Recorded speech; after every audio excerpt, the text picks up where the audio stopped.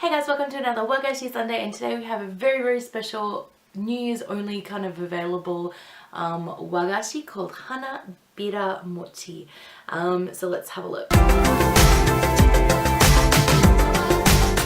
Alright guys, so it's been a seriously long time since I've done a Wagashi Sunday for you guys, and today I managed to pick up. I tried to do this one last year but I missed out just in getting it.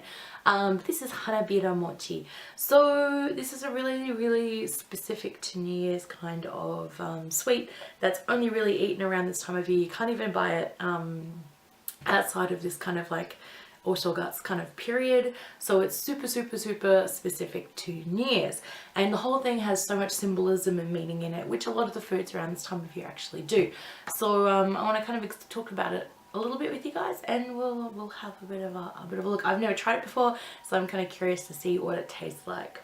Alright, so Hanabira kind of means flower petal, and the whole idea is that this particular wagashi is supposed to be kind of representative of a flower petal. So it's very specific in the way that it's made, and there's like specific rules. So one of the big ones is that first, the mochi should always be a round shape. It should be quite thin so that you can kind of see through it a little bit, as you can see here, and so you can see the filling, and it'll always be folded over on itself in a kind of semicircle shape to represent the flower petal. You'll also see that unlike, like, you know, daifuku mochi, it's actually not at all sealed around the edges, and that's also very specific. So the filling will usually be a white bean paste, and it will usually be coloured kind of a pink or red, and the whole idea is that it should be seen through the mochi on top. Okay, so then you'll also see that as well as the bean paste and the mochi, there's actually another strip of something through the middle, and this is actually a piece of candied gobo root. So I think it's burdock root in English, but it's usually a vegetable, so you'll find it and eat it quite often. If you come to Japan, it's in a lot of different foods. It's actually really yummy.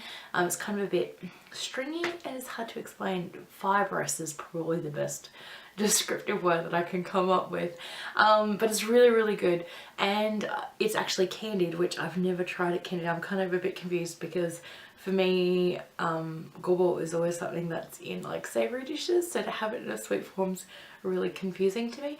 But you'll see, and it always has to kind of protrude from either side of the Hanabira mochi. So now that we've kind of had a little bit of a look at it, let's do a taste. I'm a little bit worried, I'm not gonna lie, but it should be fine. I have faith. Alright, itadakimasu. That's really good, guys. So inside the white bean paste is actually flavored with miso, and the gobo root is really soft and tender. It's kind of like the texture a bit of if you've ever had like the candied ginger. It's got a really similar like texture to that, so it's really sweet. So really good, guys. Definitely worth trying if you can. But yeah, that's Hanabira mochi. Alright, so this particular mochi, its original kind of form, if you will, was Hisashi Hanabira, and this is like a kind of a dessert, very traditional dessert, originally eaten by the imperial family at kind of different ceremonies around the, you know, New Year's kind of period in Japan. And the really interesting thing was this particular wagashi was actually first made during the Meiji period, which is kind of like about 1860 to about 1910 or around that era.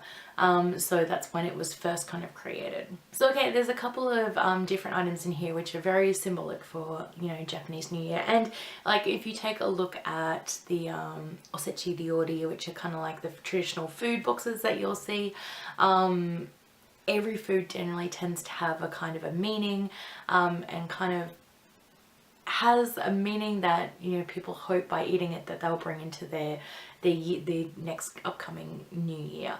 So the really interesting thing with Hanabira mochi is that it contains both the pink, well, the white the pink colored white bean paste, there we go, I'll get it eventually, as well as the piece of gobo or burdock root.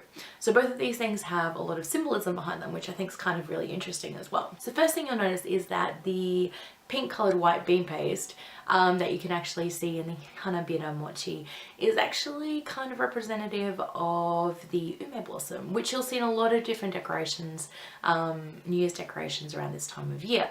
So the ume blossom, aside from having the red and white colours, which are generally considered to be celebration colours here, the whole idea that's kind of very representative of the purity and perseverance, as well as kind of the idea of renewal of the coming new year and everything. Also, the gobo root, or the burdock root, I guess, gobo, burdock root, whatever, you'll see that in a lot of different dishes, especially in the osechi ryori. And this will often represent kind of the prayer for like a long and extended life, because the vegetable's quite long as well, I think. It's also just apparently in this case representative of the ayu, which is like a very like a sweet fish, I guess, in the river, which is during summer. But that's the general kind of idea of it. Alright guys, so I hope you really liked that particular wagashi. I just thought it'd be something a little bit interesting, a little bit different for this particular kind of time of year, and I love the like level of symbolism that's you can find in all of these things. That's the part that I find really interesting. I love to see how, the food that's eaten here, I think it's very common that the food that's eaten here, it's common probably everywhere, is really connected into the history and to the culture and to those ideas, and that's kind of what fascinates me. So anyway, I just wanted to share that with you guys. I hope you really liked it. Anyway, I hope you guys like this. I'll talk to you all really soon, and until then, see you.